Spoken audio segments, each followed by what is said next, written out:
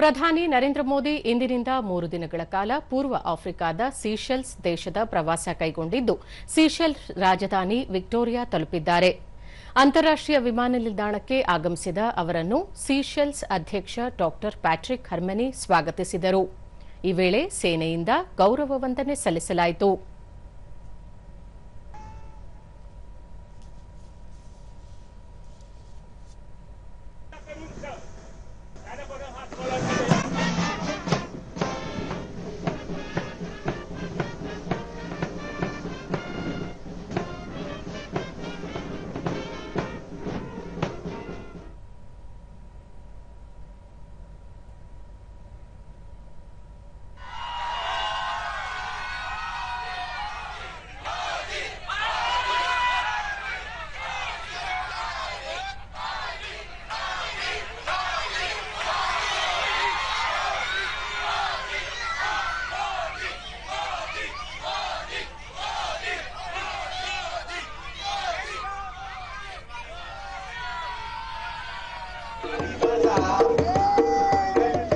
ಶಾಲಾ ಮಕ್ಕಳು ಮತ್ತು ಭಾರತೀಯ ಸಮುದಾಯದ ನಾಗರಿಕರು ಭಾರತ್ ಮಾತಾ ಕಿ ಜೈ ಎನ್ನುವ ಘೋಷಣೆಯೊಂದಿಗೆ ಪ್ರಧಾನಿ ಅವರನ್ನು ಬರಮಾಡಿಕೊಂಡರು.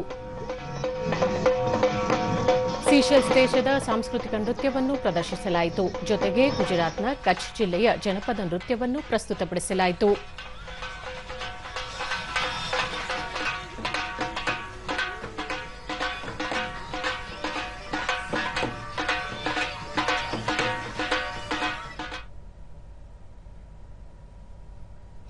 ಬಳಿಕ ಪ್ರಧಾನಿ ಅಲ್ಲಿನ ರಾಷ್ಟ್ರೀಯ ವನಸ್ಪತಿ ಉದ್ಯಾನವನಕ್ಕೆ ಭೇಟಿ ನೀಡಿದರು.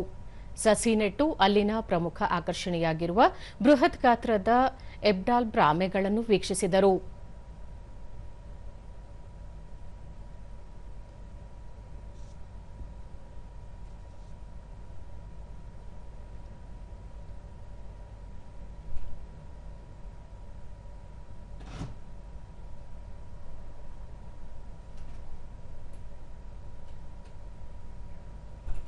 ಭೇಟಿಯ ವೇಳೆ ಪ್ರಧಾನಿ ಸೀಶೆಲ್ಸ್ನ ರಾಷ್ಟ್ರೀಯ ದಿನದ ಸುವರ್ಣ ಮಹೋತ್ಸವ ಸಮಾರಂಭದಲ್ಲಿ ಪಾಲ್ಗೊಳ್ಳಲಿದ್ದಾರೆ.